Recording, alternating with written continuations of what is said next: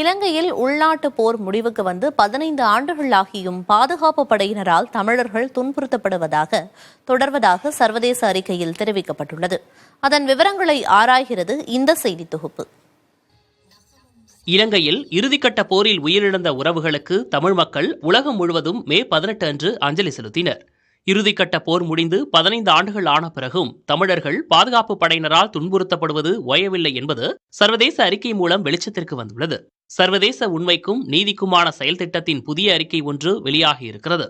அதில் கடந்த 2015 ஆண்டு முதல் 2022 ஆண்டு வரையிலான காலகட்டத்தில் சட்டவிரோதமாக பிடித்துச் செல்லப்பட்டு துன்புறுத்தப்பட்ட பெண்கள் உட்பட 123 தமிழர்களது வாக்குமூலங்கள் அந்த அறிக்கையில் பதிவு செய்யப்பட்டுள்ளது. அதன்படி பிடித்து செல்லப்பட்ட தமிழர்கள் அடையாளம் தெரியாத இடத்திற்கு கொண்டு செல்லப்பட்டு துன்புறுத்தப்பட்டுள்ளனர். நெகிழி பைகளால் முகத்தில் இறுக்கியும் தண்ணீரில் முகத்தை அமுக்கியும் மூச்சு திணற செய்தல், சூடு வைத்தல் உள்ளிட்ட சித்திரவதைகளுக்கு அவர்கள் ஆளாக்கப்பட்டுள்ளனர். ஆண் பெண் வேறுபாடின்றி கொடூரமான பாலியல் வன்கொடுமைக்கும் அவர்கள் உள்ளாக்கப்பட்டுள்ளனர். இந்த அறிக்கை குறித்து கருத்து தெரிவித்த யாழ்ப்பாணத்தைச் சேர்ந்த ஊடகவியலாளர்கள் உள்நாட்டுப் போரின் போது செய்ததைப் போலவே இலங்கை இராணுவம் தற்போதும் தமிழர்களை துன்புறுத்தி வருவதாக கூறுகின்றனர். அறிக்கைகள் மீதான ஆக்கப்பூர்வமான நடவடிக்கைகள் இல்லாதவரை இலங்கை அரசுக்கு தமிழ் மக்களுக்கான தீர்வில் நம்பிக்கை இல்லை என்பதே அர்த்தம் என்கிறார்கள். போர் முடிவிட்டு 15 ஆண்டுகள் கடந்து விட்டதாக கூறப்படுகின்ற பொழுதும் ஆயுத போர் கவனிக்கப்பட்டிருந்தாலும் அரசியல் போர் இன்றும் தொடர்ந்தவன் காணப்படுகிறது.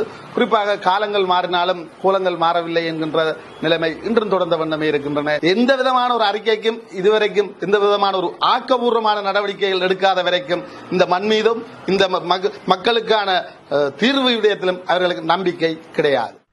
தமிழர்களின் பகுதியிலிருந்து இராணுவத்தை திரும்பப் பெறுவது தமிழர்கள் மீதான சித்திரவதைகளை குறைக்கும் என்கிறார் வடமாகாண சபையின் நிர்வாகி சிவஞானம்.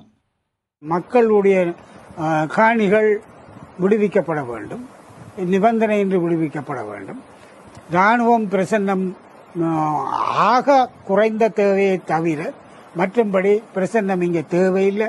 இங்கே ஒரு யுத்தம் இல்லை, இனி ஒரு யுத்தம் நடக்கக்கூடிய வாய்ப்புகள் இல்லை.